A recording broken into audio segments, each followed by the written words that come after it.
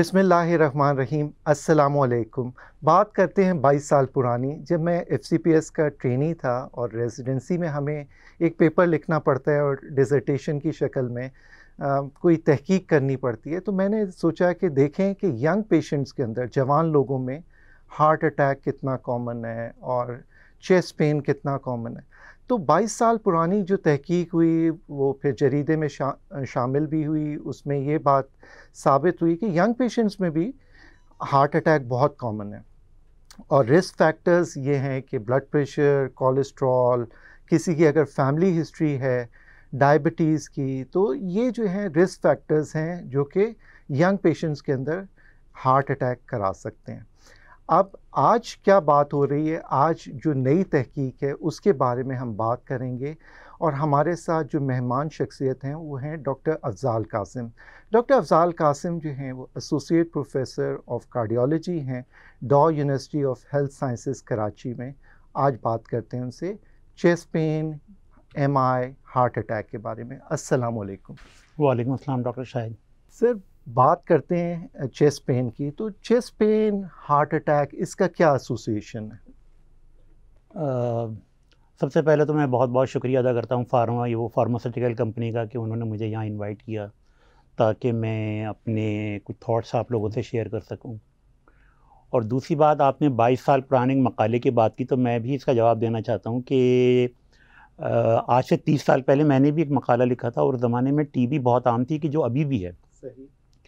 और उस टीबी के ऊपर मकाला लिखा भी और वो छपा भी, और उसके बाद ही मैं एफसीपीएस कर पाया, क्योंकि वो ज़रूरी होता है एफसीपीएस के लिए।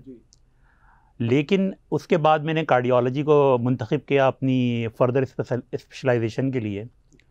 और ये बात मैं अब रियलाइज़ करता हूँ कि टीबी भी बहुत आम है, लेकिन हार्ट डिज़ीज़ ना सिर्फ बहुत आम है, लेकिन इससे बड़ी दर्दनाक मौतें होती हैं, क्योंकि नौजवानी में अचानक किसी घर के फ़र्द का इंतकाल हो जाना एक क़यामत से कम नहीं। सही। और आप लोगों को ये बार बार बात बताई भी जाती है, आम लोगों को बात पता भी है कि इस वक्त मौत की सबसे बड़ी वजह दिल की तकालीफ़ है। और जैसे कि आपने बिल्कुल सही बताया, पूछा था एक सवाल जिसका जवाब देना चाहता हूँ कि इंजाइना और हार्ट अटैक में क्या फ़र्क होता है।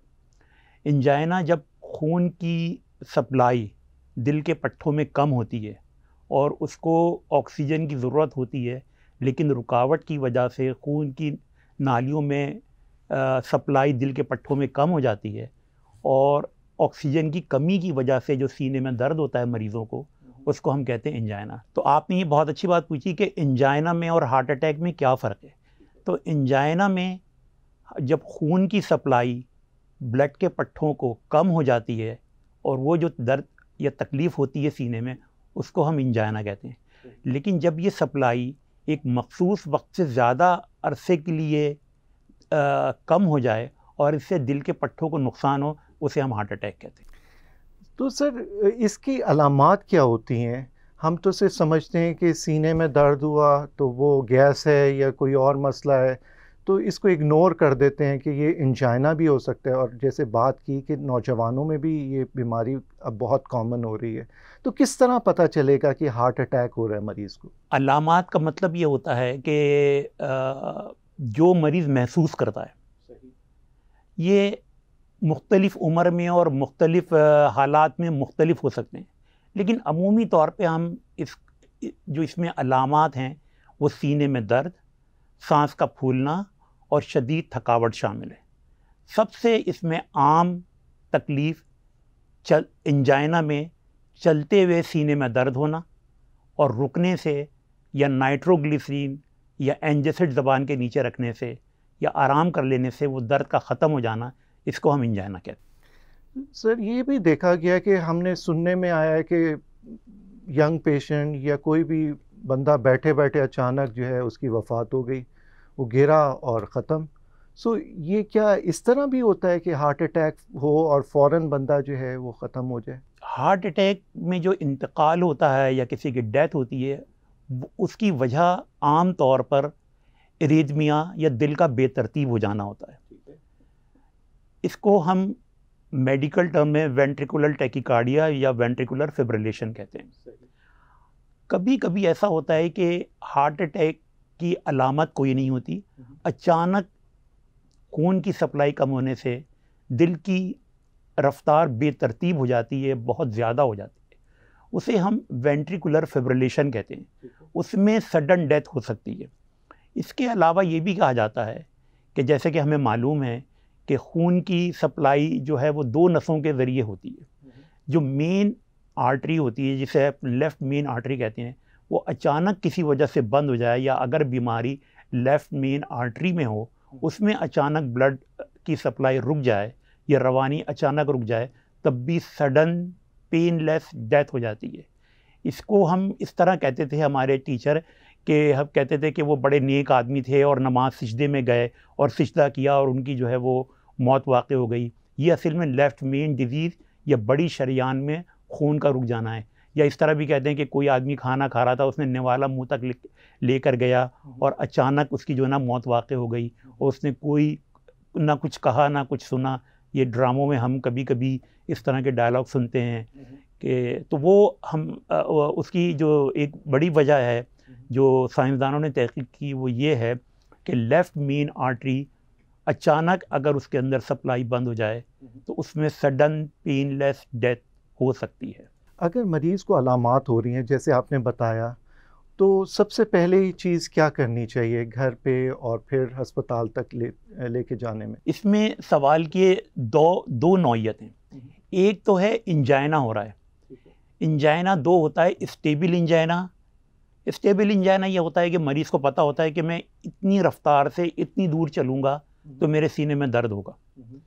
ये चीज़ बहुत आहिस्ता आहिस्ता डेवलप होती है और मरीज़ इससे यूज़ टू हो जाता है। उसे पता होता है कि मैं 2 मंजिल चढ़ूँगा तो मुझे सीने में दर्द हो जाएगा, मैं रुक जाऊँगा तो मैं ठीक हो जाऊँगा। इसे हम स्टेबल इंजाइना कहते हैं। आपकी जो सवाल है वो अनस्टेबल इंजाइना नहीं है, बल्कि अनस्टेबल इंजाइना या हार्ट अटैक या मायोकार्डियल इन्फार्क्शन है। उसमें वही दर्द हो रहा होता है, लेकिन उसकी शिद्दत बढ़ जाती है, उसकी दौरानियाँ बढ़ जाता है, और उसके साथ अलामात के साथ साथ दर्द की अलामत के साथ कुछ और अलामात भी होने लग जाते हैं।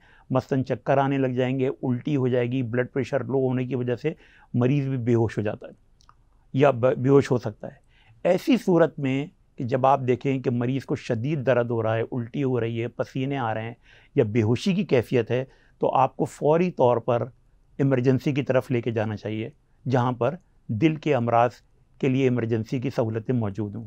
लेकिन एक बात मैं यहाँ ये भी बताना चाह रहा हूँ कि अगर मरीज़ को शदीद दर्द है और ये बात यकीनी है कि ये दिल की ही तकलीफ़ है, तो हमारा मशवरा ये होता है कि अगर घर में डिस्प्रीन हो तो उसको पानी में घोल के पिला दें, और अगर सीने में दर्द हो रहा है, एंजासिड या नाइट्रोग्लिसरीन की टैबलेट है, उसको ज़बान के नीचे रखें, तो उम्मीद ये है कि तकलीफ़ कम हो जाएगी और अमवात की शरह भी कम हो जाएगी। डॉक्टर अफजाल, आम तासुर ये है कि उल्टे बाजू में अगर दर्द हो तो ये दिल का दर्द है, और सीधे बाजू में दर्द हो तो ये दिल का दर्द नहीं है। इस पे ज़रा रोशनी डालें।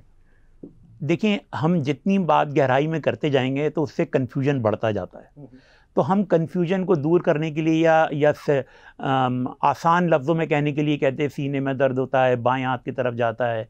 लेकिन अगर मैं जर्नली बात करूं तो कोई भी दर्द जो कि अम्बलाइकस यानी पेट के ऊपरी हिस्से से शुरू होके माथे तक जो दर्द होता है, वो कोई भी दिल का दर्द हो सकता है। उसमें दोनों बाजू भी शामिल हैं, सीना भी शामिल है, पेट का ऊपरी हिस्सा भी शामिल है, जबड़े भी शामिल हैं, गर्दन भी शामिल है, दोनों कंधे भी शामिल हैं।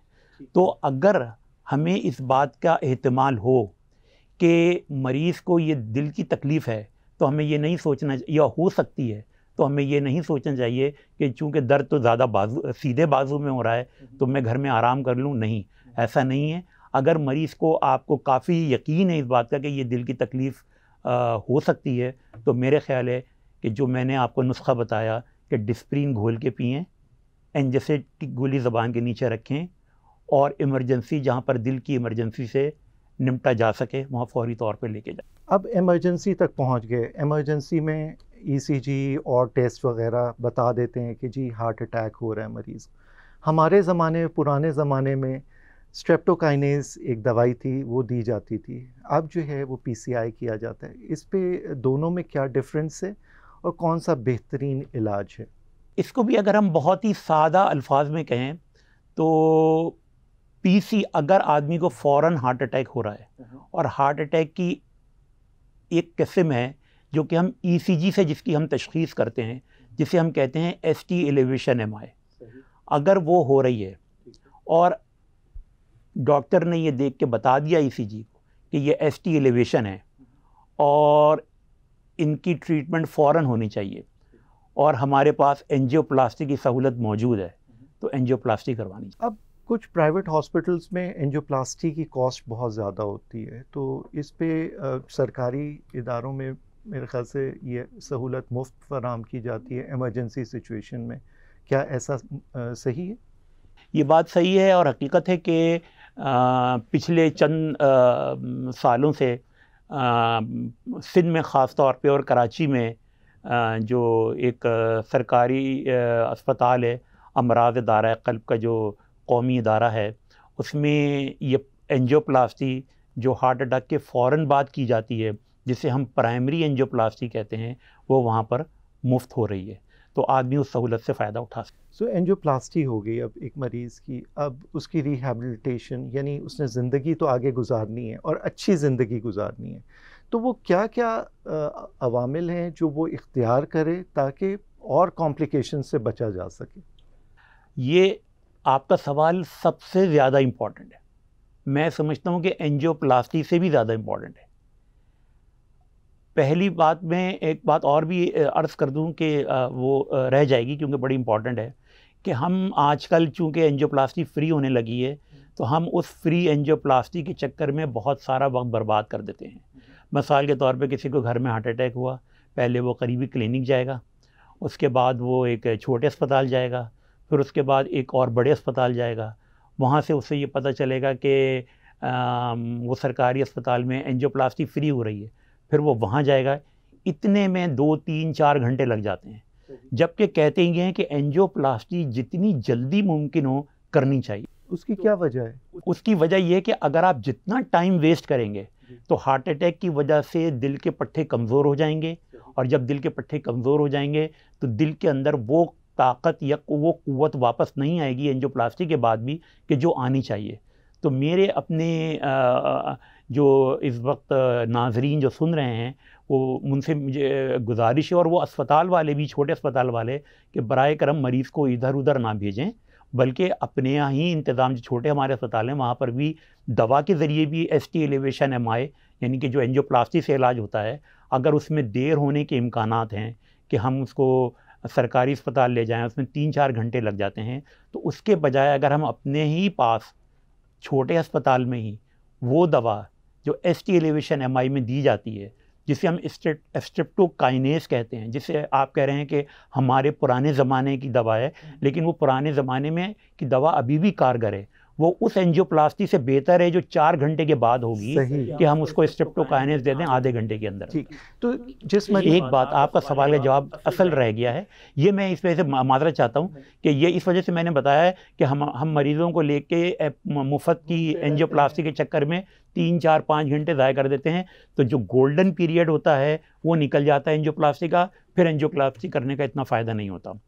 आपने ये कहा कि अब एंजियोप्लास्टी हो गई तो अब क्या करें, तो हमें सबसे ज़्यादा गौर करने की ज़रूरत ये है कि ये हमें हार्ट अटैक क्यों हुआ, और ख़ास तौर पे जो आप कह रहे हैं कि यंग लोगों में, तो यंग 30, 35, 40 साल में तो हार्ट अटैक होना नहीं चाहिए, सबसे ज़्यादा प्रोडक्टिव एज होती है। तो हमें ये बैठ के सोचना चाहिए कि ये हार्ट अटैक क्यों हुआ, और ये बहुत आम बातें हैं और इनके ऊपर काबू पाया जा सकता है, और इस पर काबू पाना बहुत आसान है।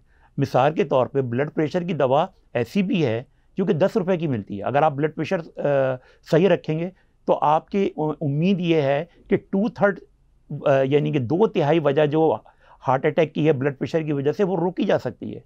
आप डायबिटोलॉजी से आप अच्छी तरह जानते हैं कि अगर डायबिटीज़ को कंट्रोल किया जाए तो आप हार्ट अटैक को जल्दी होने से रोक सकते हैं। अगर कोलेस्ट्रॉल ज़्यादा है तो एक 20 रुपए की कोलेस्ट्रॉल की दवा खाने से आप एक बहुत बड़ी मुसीबत से अपने आप को रोक सकते हैं। अगर आप सिगरेट पीते हैं तो बराए करम उसे छोड़ दें, उसका कोई फ़ायदा नहीं है। अगर आपको मोटापा है तो बराए मेहरबानी वज़न कम करें, और वज़न बासानी कम किया जा सकता है। वज़न कम करना मेरे ख़्याल है कि इतना मुश्किल नहीं है। हाँ, अगर फैमिली हिस्ट्री है तो ज़ाहिर है मजबूर है कि भाई ख़ानदान में है। अगर आपके जो है वो मेल जेंडर है तो ज़ाहिर सी बात है कि ज़ाहिर है अपना जेंडर तो चेंज नहीं कर सकते, लेकिन उसमें भी हम अगर जो हमारे और रिस्क फैक्टर हैं, मिसाल के तौर पे ब्लड प्रेशर है, कोलेस्ट्रॉल है, शुगर है, अपना हम सिगरेट पीते हैं, इनको हमें और बेहतर करना चाहिए, इनसे और बचना चाहिए। खाने पीने के बारे में बताएं। हमारी कौम जो है वो खाने पीने की बहुत शौकीन होती है। कोई भी तफरीह हो वहाँ खाना पीना होता है, और कोलेस्ट्रॉल से भरपूर खाना पीना। तो उस बारे में बताएं कि कितना खाना चाहिए और हम अपना वज़न और कोलेस्ट्रॉल को खाने पीने से किस तरह रोक सकते हैं। सबसे पहले तो जो है तो शोबा आपका डायबिटीज़, लेकिन ये इस वजह से क्योंकि मुझे जब मैं शादियों में या तकरीब में जाता हूँ तो मुझे देख के बहुत मैं हैरान हो जाता हूँ कि हमारे यहाँ लोग 4-5 पहले पेप्सी की बोतलें रख लेंगे कि कोई और ना ले जाए, इसको मैं पीऊँगा, चाहे वो पी ना सकें। इस तरह 2-3 प्लेटों में वो जिसमें बहुत ज़्यादा घी वाला सालन होता है उसके अंदर उसको रख लेते हैं। आप समझ लीजिए कि ये जिसे हम कहते हैं स्लो पॉइज़न। तो मुझे पता तो नहीं कि स्लो पॉइज़न क्या होता है, लेकिन हार्ट अटैक के लिए ये स्लो पॉइज़न ज़रूर है कि 4-5 बोतलें पी जाना, वो कोलेस्ट्रॉल वाला खाना खा लेना और फिर घर जाके सो जाना। अब क्या नहीं करना चाहिए, मेरे ख़्याल है, मैं वह सब के लिए ये बात कह रहा हूँ, ये सिर्फ उनके लिए नहीं कि जिनको हार्ट अटैक या शुगर होने के इम्कानात हैं। कोल्ड ड्रिंक बिल्कुल नहीं पीना चाहिए। कोल्ड ड्रिंक मेरे ख़्याल है पाकिस्तान या हमारे साउथ एशिया में बैन होनी चाहिए, इतनी ज़्यादा, क्योंकि लोग कोल्ड ड्रिंक पी रहे हैं। दूसरी जो खाना है ये इसमें इतना ज़्यादा सैचुरेटेड फैट्स हैं कि वो हमारा कोलेस्ट्रॉल बढ़ा रहे हैं, और जब कोलेस्ट्रॉल बढ़ता है, कोलेस्ट्रॉल जब आप चेक कराते हैं तो आपको पता है कि इसके अंदर हम total cholesterol, HDL, LDL, triglyceride सब देखते हैं। अगर आपको दिल की बीमारी नहीं भी है, अगर आपको कोई रिस्क फैक्टर भी नहीं है, इसके बावजूद अगर आपका LDL कोलेस्ट्रॉल 190 से ज़्यादा है तो आपको उसकी दवा लेनी चाहिए। तो आपका, और ये हमारे यहाँ LDL कोलेस्ट्रॉल बहुत ज़्यादा है, हमारी पॉपुलेशन में LDL कोलेस्ट्रॉल और ट्राइग्लिसराइड ये बहुत ज़्यादा है। तो हमें जितना भी एनिमल फैट वाले खाने हैं उनको बिल्कुल बंद करना चाहिए, और उनके लिए तो बिल्कुल ही मनादी है कि जिनको ख़ानदान में दिल की बीमारी है या जिनका हमने कोलेस्ट्रॉल टेस्ट कराया है और उनका LDL 190 से ज़्यादा आ गया है, उनके लिए तो बिल्कुल जो है सैचुरेटेड फैट्स नहीं होने चाहिए। अब आप ये कहेंगे कि भाई क्या बिल्कुल नहीं होने चाहिए? मैं ये कहता हूँ और मैं ये समझता हूँ कि हाँ, हम ऐसा कर सकते हैं कि एनिमल फैट के बग़ैर भी खाना खा सकते हैं, लेकिन शायद हमारे माशरे में बहुत मुश्किल हो जाएगा। तो मेरा एक ख़्याल ये है, और जो मैं अपने मरीज़ को भी मशवरा देता हूँ, कि आप खाना खाने से पहले अच्छी तरह सलाद खा लें, पेट भर लें। वो टेस्ट कहाँ से लेके आएंगे डॉक्टर अफजाल? वो तो हमारे मुंह को लग गया ना, वो कोलेस्ट्रॉल का टेस्ट। तो वो चर्बी और वो जो टेस्ट है वो सलाद में कहाँ? वो लोग यही कहते हैं, हम जब उनको मशवरा देते हैं एज एंडोक्राइनोलॉजिस्ट तो वो ये कहते हैं कि टेस्ट कहाँ से लाएं। अच्छा, हाँ, ये तो है, लेकिन इस टेस्ट का मैं एक बहुत आपको मिसाल देता हूँ, पता नहीं आपके प्रोग्राम में चलेगा या नहीं है, बड़ी ज़बरदस्त मिसाल है। पहली बार जब मैं पहली या दूसरी क्लास में था तो मैं अपने दोस्त के घर गया, तो करीबी घर था, पहले तो स्कूल के पास ही होते थे। तो उन्होंने मुझे चाय दी, मैंने चाय पी ली और घर में आके अम्मी से कहा, अम्मी, नवेद की अम्मी ने जो है ना वो जली हुई चाय पिला दी मुझे। अम्मी ने कहा वो जली हुई चाय नहीं थी, वो कॉफ़ी थी। अच्छा। तो टेस्ट हम डेवलप करते हैं। अगर हम कुछ दिन अपने ऊपर जबर करके कम कोलेस्ट्रॉल वाला, कम चिकनाई वाला खाना खाना शुरू कर दें तो हमारा टेस्ट डेवलप हो जाएगा। एक बात। दूसरी बात, ये मेरी अपनी आजमाई हुई बात है, मैं मरीज़ों को मशवरा भी देता हूँ कि अगर आपको सलाद में टेस्ट लाना है तो आप ये केचप 2-3 किस्म के होते हैं, ये आप डालें, इतना ज़बरदस्त टेस्ट आएगा कि मैं ख़ुद भी यही करता हूँ। और ये मुझे मशवरा दिया डॉक्टर मंसूर अहमद ने, जो हमारे कार्डियोलॉजिस्ट हैं। मैं एक दफ़ा हम लोग पेरिस गए हुए थे, तो वहाँ पर उन्होंने ला के वो रख दिया, वो क्या होता है, पिज़्ज़ा। अच्छा, उसका टेस्ट अजीब सा होता है, खाया ना जाए मुझसे। मैंने कहा यार ये पिज़्ज़ा मुझसे नहीं खाया जा रहा, मैं वो कुछ दाल वाल खाऊंगा यहाँ पे। वो उन्होंने निकाला जेब से केचप, उसमें डाला, 2-3 केचप थे, और मैंने खाया, ज़बरदस्त टेस्ट आ गया। तो पता नहीं आप प्रोग्राम में डालना चाहें, लेकिन मैं तो मरीजों को ये बहुत ज़्यादा जो है, नहीं नहीं बिल्कुल, ये आपका प्रोग्राम है, जो आप कहेंगे वो आप ये करके देखिएगा कि जो भी ये कहता है ना कि मैं टेस्ट नहीं, आप उससे बोलें सलाद लो, उसके अंदर ये 2-3 कनूर वनूर के जो है ना ये डालें, ऐसा जायका आएगा। तो मैं दोपहर में वही खाता हूँ। सो अब एक मरीज को हार्ट अटैक हो गया। अच्छा, 1 मिनट, जो मैं फॉर्मल जवाब दे दूँ, फॉर्मल जवाब ये है, अगर हमें दिल की बीमारियों से बचना है तो हमें अपने टेस्ट पे काबू पाना पड़ेगा, हमें सलाद खाना पड़ेगा, हमें सैचुरेटेड फैट से दूर रहना पड़ेगा, हमें कोल्ड ड्रिंक से दूर रहना पड़ेगा। अगर आपको सेहतमंद रहना है, आपको अपने बच्चों की खुशी देखनी है, अपने माँ बाप की खिदमत करनी है और माशरे का एक फ़ाल फ़र्द बनना है, तो आपको इस टेस्ट के मसले पर काबू पाना पड़ेगा। एक मरीज़ को हार्ट अटैक हो गया, उसका PCI हो गया या स्ट्रेप्टोकाइनेज लग गया, अब उसकी छुट्टी हो गई। छुट्टी करने के बाद घर वाले उसको घर लेके जाते हैं और उसको उबले हुए खाने पे डाल देते हैं, ठीक है, कि अब उसने सारी ज़िंदगी उबला हुआ खाना खाना है। अब वो आता है फिजिशियन के पास, कहता है कि ये मेरी ज़िंदगी क्या रह गई है, ठीक है, उसके बारे में बताएं। अब ये सारी उम्र उसने मज़े किए हैं जी, टेस्ट वो डेवलप हो चुका है, अब वो उबले हुए खाने कैसे खाएगा? अच्छा, ना तो ये दिल की बीमारी एक दिन में शुरू होती है और ना एक दिन के उबले हुए खाने से ख़त्म होगी। ये एक लंबा प्रोसेस है, ये एक तवील मश्क है जो हमें करनी है अगली, जब भी हमारी जितनी ज़िंदगी है। अगर आपकी वक्त पे एंजियोप्लास्टी हो गई है, अगर आपको वक्त पे स्ट्रेप्टोकाइनेज मिल गई है, अगर आपके दिल के पट्टे में कमज़ोरी वाक़ई नहीं हुई है, तो मुझे ये बहुत उम्मीद है कि आप अपनी जो भी लाइफ है वो बिल्कुल नॉर्मल गुजार सकते हैं। बग़ैर नमक के खाना तो किसी को भी नहीं खाना चाहिए। नमक हम कहते हैं कम से कम डालना चाहिए। अगर आप बहुत ही प्रिसाइजली पूछ रहे हैं तो हम कहते हैं 24 घंटे में हमें 2 ग्राम नमक चाहिए, सोडियम चाहिए। इसको मैंने इस तरह निकाला हुआ है कि अगर हम 2 से 3 चुटकी नमक ले लें तो ये 24 घंटे के लिए पूरा हो जाएगा। डॉक्टर अफजाल, हार्ट अटैक के बाद दवाइयाँ, जैसे आपने कहा डिस्प्रिन हो गया, स्टैटिन्स हो गई जो कोलेस्ट्रॉल को कम करती हैं, ब्लड प्रेशर की दवाइयाँ, ये कब तक जारी रहेंगी? क्योंकि मरीज़ जो है वो कुछ अरसे तक तो, क्योंकि उसको पता होता है हार्ट अटैक होता है, उसके बाद वो भूल जाता है, ठीक है, और फिर वो दवाइयाँ छोड़ देता है, तो ये दवाइयाँ कब तक चलेंगी? मैं ये समझता हूँ कि एंजियोप्लास्टी और स्ट्रेप्टोकाइनेज से भी इम्पॉर्टेंट ये दवाइयाँ खाना है। आप तो बात कर रहे हैं कुछ अरसे बाद में, अब मैंने तो यहाँ मरीज़ देखे हैं कि एंजियोप्लास्टी गए और जाकर उन्होंने सारी दवाइयाँ खाना छोड़ दी, और ये इतना ख़तरनाक होता है कि अगर आपकी स्टेंट लगाए तो वो स्टेंट बंद हो सकता है। इसमें हमारे पास 3-4 किस्म की दवाएं होती हैं। एक दवा तो वो होती है जो कि हम ख़ास तौर पे दी जाती है कि जब हमें स्टेंट डलता है तो वो स्टेंट बंद ना हो। ये दवा आम तौर पर 3 महीने से लेकर 1 साल के लिए दी जाती है। बाज़ सूरतों में 2 साल के लिए भी दी जाती है और बाज़ सूरतों में सारी ज़िंदगी के लिए भी लेनी होती है। लेकिन अगर हम इसे सादा लफ्ज़ों में कहें तो 1 साल के लिए। इसे हम, इसका जेनरिक नेम है क्लोपिडोग्रेल और बहुत ज़्यादा ये ट्रेड नेम के साथ आती है। डिस्प्रिन ऐसी दवा है जो आपको सारी ज़िंदगी खानी है। कोलेस्ट्रॉल की दवा है जो आपको सारी ज़िंदगी खानी है।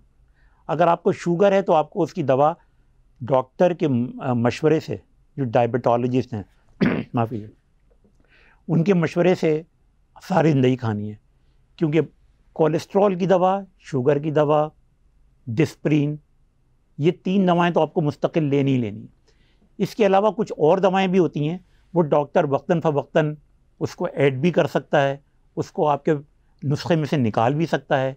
लेकिन अगर आप सादा लफ्ज़ों में मुझसे पूछें तो डिस्प्रिन, कोलेस्ट्रॉल की दवा, शुगर की दवा और ब्लड प्रेशर की दवा, ये तो सारी ज़िंदगी लेनी। और अपने डॉक्टर से कब कब उसने अपना मुआयना कराना होता है हार्ट अटैक के बाद? आम तौर पे हार्ट अटैक के बाद जब हम पेशेंट को स्ट्रेप्टोकाइनेज दे देते हैं या एंजियोप्लास्टी उसकी हो जाती है, तो हम उसको एंजियोप्लास्टी के 2 हफ्ते के बाद बुलाते हैं और उसकी दवाएं एडजस्ट करते हैं।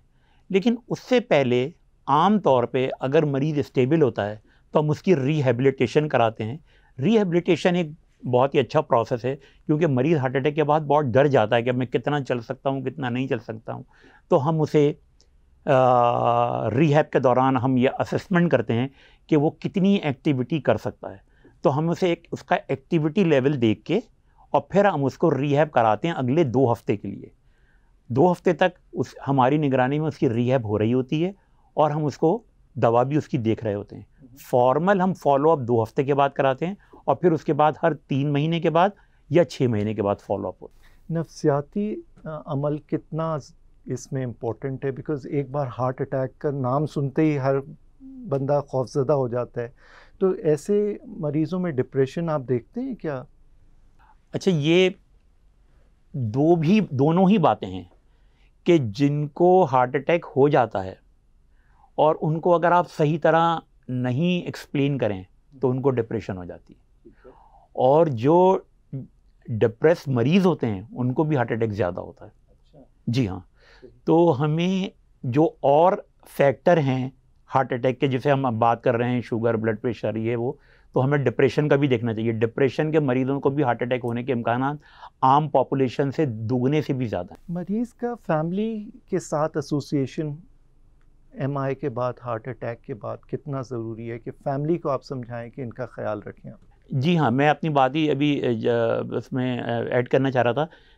तो सबसे पहले एक फिजिशियन का ये काम है कि हार्ट अटैक के बाद मरीज़ को पूरी तरह समझाएं कि ये हार्ट अटैक क्यों हुआ था और अब क्या हो सकता है, और हमें बहुत ही ज़्यादा मस्बत अंदाज में समझाना चाहिए। साथ ही साथ उनके घर वालों को, उनके आसपास रहने वालों को भी उसके मुतालिक बताना चाहिए, ताकि वो उसके ऊपर गैर ज़रूरी पाबंदियां ना लगाएं, खाने पीने में, चलने फिरने में, उठने बैठने में। क्योंकि हमने ये एंजियोप्लास्टी या स्ट्रेप्टोकाइनेस दिया ही ऐसे लिए है ताकि वो अपनी नॉर्मल ज़िंदगी में दोबारा वापस लौट आए, और अगर डॉक्टर सही तरह समझाए तो मेरा ये ख्याल है कि ज़्यादातर मरीज़ अपनी लाइफ में दोबारा बिल्कुल नॉर्मल हो जाते हैं। डॉक्टर अफजाल, आखिरी सवाल, हमारे नाजरीन को मशवरा दें कि किस तरह अच्छी ज़िंदगी गुजारी जा सकती है ताकि हार्ट अटैक ना हो, और हार्ट अटैक के बाद क्या क्या चीज़ें कंक्लूजन के तौर पर? मैं इसमें 2 मिनट लूँगा, इससे ज़्यादा नहीं, क्योंकि मैं ये समझता हूँ कि सादगी में ही आफ़ियत है। आप सादा ग़िज़ा खाएं, सादा ज़िंदगी गुजारें, और जो सेहत के बुनियादी उसूल हैं उन पे अमल करें। अब आप कहें भाई हम तो करते हैं, लेकिन नहीं, हम लोग नहीं करते हैं। हम देर से उठते हैं, हम देर से सोते हैं, हम गैर सेहतमंद खाना खाते हैं, हम गैर सेहतमंद सरगर्मी में मुलव्वस होते हैं, हम गैर ज़रूरी तौर पे परेशान होते हैं, अपनी बीमारी से मुताल्लिक़ भी, अपनी माश से मुताल्लिक़ भी, अपनी मईशत और अपनी सियासी जो आसपास माहौल है उससे भी। तो मैं ये समझता हूँ कि हमें हर बिल्कुल सादगी से रहना चाहिए। जो हमारे मज़हब में, जो हमारे दीन ने बताया है कि सुबह जल्दी उठो, रात में जल्दी सो जाओ, सादा ग़िज़ा खाओ, सुकून से रहो, तो मुझे यकीन है कि हम एक सेहतमंद ज़िंदगी गुजार सकते हैं। इसके अलावा हमें साइंटिफिक रिसर्च को भी अलग नहीं रखना चाहिए। जब ये बात तय हो गई है कि चिकना खाने से हार्ट अटैक हो रहा है, तो हमें चिकने से परहेज़ करना चाहिए। सिगरेट बुरा है तो बंद करना चाहिए, वज़न ज़्यादा है तो कम करना चाहिए, डायबिटीज़ है तो उसकी दवा बाकायदा लेना चाहिए डॉक्टर के मशवरे के साथ। तो मैं ये समझता हूँ कि अगर हम अपने दीन को और साइंटिफिक रिसर्च दोनों को मिला लेंगे तो हम सेहतमंद ज़िंदगी गुजार। डॉक्टर अफजाल, बहुत बहुत शुक्रिया इतनी मुफीद मालूमात देने का। डॉक्टर शाहिद, आपका ही बहुत बहुत शुक्र है कि आपने मुझे यहाँ पर बुलाया। नाजरीन, जैसा कि आपने डॉक्टर अफजाल कासिम से सुना कि सादा ज़िंदगी अपनाएं, ब्लड प्रेशर, कोलेस्ट्रॉल, शुगर, इन पे कंट्रोल रखें और इनको होने ना दें, और अगर हो जाए तो दवाइयाँ ज़रूर इस्तेमाल करें ताकि हार्ट अटैक से बचा जा सके। बहुत बहुत शुक्रिया।